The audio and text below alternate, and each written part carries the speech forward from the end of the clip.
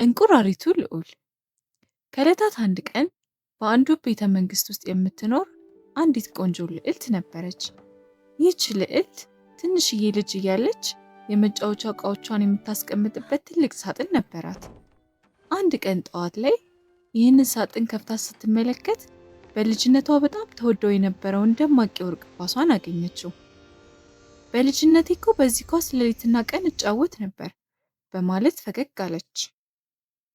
በደስታ እየዘለለች ኳሷን በትልቁ መኝታ ቤት ውስጥ ወደ ላይና ወደ ታች እያስወነጨፈች መጫወት ጀመረች። ነገር ግን አንድ ጊዜ በረጅሙ ስትወረውራት የወርቅ ኳሷ በተከፈተው መስኮት በኩል ወደ ውጭ ወጣች። ልዕልቷም ደንግጣ ኳሷ ወዴት እንደወደቀች ለማየት በመስኮቱ በኩል ተመለከተች። ከተወሰኑ ሰከንዶች በኋላ ከቤተ መንግስቱ አጠገብ ካለው ኩሬ ውስጥ የውሃ ድምፅ ሰማች። ያን ጊዜ የወርቅ ኳሷ ኩሬ ውስጥ እንደሰመጠች ገባት። በፍጥነት ወደ ኩሬው ዳርቻ ሮጣ በመሄድ ኳሷ ተንሳፋ ወደ ላይ እስክትወጣ ወደ ኩሬው ተመለከተች። ነገር ግን ምንም ነገር ማየት አልቻለችም። አይ የኔ ነገር፣ አሁን ምን ባደርግ ይሻለኛል እያለች በሐዘን አጉረመረመች። በድንገት ግን የምትፈልጊውን ብቻ ንገሪኝ፣ እኔ አደርግልሻለሁ የሚል አዲስ ድምፅ ሰማች። ልዕልቷ ወደ ኋላ ዞራ ስትመለከት ምንም ነገር አልነበረም። እዚህ ነኝ እኮ ልዕልት ሆይ፣ እዚህ ኩሬ ውስጥ አላት በድጋሚ። ወደ ድምፁ አቅጣጫ ስትመለከት አንድ አረንጓዴ እንቁራሪት በደስታ ፈገግ ብሎ ወደ እሷ ሲያይ አየችው። አንድ የወርቅ ኳስ ነበረችኝ፣ ነገር ግን አሁን ላገኛት አልቻልኩም። ወደዚህ ኩሬ ውስጥ ነው የገባችው። እባክህን ኳሴን ልታወጣልኝ ትችላለህ? ስትል ልዕልቷ እንቁራሪቱን ለመነችው። እሺ እሺ ውዷ ልዕልት፣ ግን እኔ ኳሷን አውጥቼ ብሰጥሽ አንቺስ በምላሹ ምን ታደርጊልኛለሽ? ሲል እንቁራሪቱ በብልሃት ጠየቃት። የፈለግከውን ሁሉ አለች ልዕልቷ፣ ምክንያቱም ያንን ተወዳጅ ኳሷን ለማግኘት በጣም ጓጉታ ስለነበር። እንቁራሪቱም ፍላጎቴማ በአንቺ ውብ ቤተ መንግስት ውስጥ የተወሰነ ጊዜ ከአንቺ ጋር ማሳለፍ፣ ሁል ጊዜ ከአጠገብሽ መሆን፣ ከአንቺ ጋር መብላት፣ መጠጣት እናም በአንድ አልጋ ላይ አብሮ መተኛት ነው አላት። ልዕልቷም በልቧ ይህ እንቁራሪት አብዷል እንዴ ብላ አሰበች። ነገር ግን ኳሷን ለማግኘት ከመጓጓቷ የተነሳ ምንም ችግር የለውም የፈለግከውን አደርግልሃለሁ ብላ ቃል ገባችለት። እንቁራሪቱም ወዲያውኑ ወደ ኩሬው ዘልቆ በመግባት በጥቂት ሰከንዶች ውስጥ የወርቅ ኳሷን በአፉ ይዞ ብቅ አለ። ልዕልቷን በጣም ተደስታ እንቁራሪቱን ደጋግማ አመሰገነችውና ኳሷን ይዛ ወደ ቤተ መንግስቱ መሮጥ ጀመረች።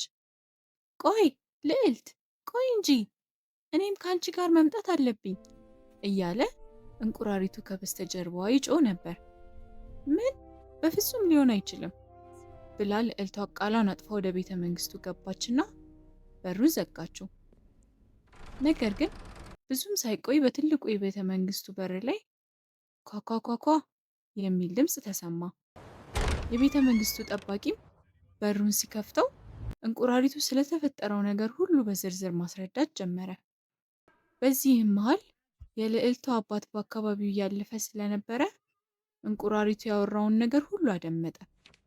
ንጉሱም ልዕልቷ የገባችውን ቃል ማክበር እንዳለባት በጥብቅ አዘዛት።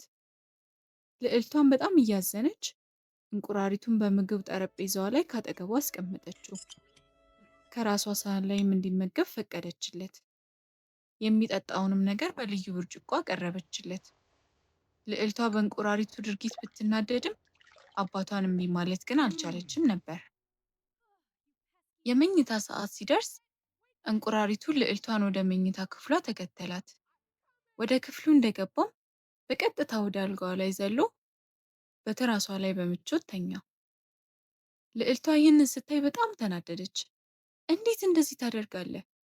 ብላ በንዴት እንቁራሪቱን ከትራሷ ላይ አንስታ ወደ መሬት ወረወረችው። ነገር ግን ወዲያውኑ ከበስተጀርባዋ አንድ በጣም ያማረ ድምፅ ሰማች። ስለ መልካምነትሽ አመሰግናለሁ ውቧ ልዕልት። ወደ ኋላዋ ዞር ስትል በአረንጓዴው እንቁራሪት ምትክ በጣም መልከ መልካም የሆነ ወጣት ልዑል ቆሞ አገኘች። ልዕልቷ ግራ በመጋባት ውስጥ ሆና ስትመለከተው ልዑሉ የሆነውን ነገር ሁሉ ያስረዳት ጀመር። አንድ ክፉ ጠንቋይ ነበር እንደዚህ የረገመኝ። ይህ እርግማን ሊሰበር የሚችለው ደግሞ አንድ ቀን ከአንዲት ልዕልት ጋር በቤተ መንግስቷ ውስጥ ጊዜ ማሳለፍ ስችል ብቻ ነበር። ዛሬ ይህንን እርግማን ስለሰበርሽልኝ በጣም አመሰግናለሁ አላትና በትህትና አመሰገናት። ልዕልቷ ቀደም ሲል ባሳየችው መጥፎ ጸባይ በጣም አፈረች። ምንም እንኳን እንቁራሪት ቢሆንም ቀኑን ሙሉ አብረው ያሳለፉትን ጊዜ እያሰበች በጣም አዝናለሁ፣ ስላጠፋሁት ነገር ሁሉ ይቅርታ አድርግልኝ አለችው።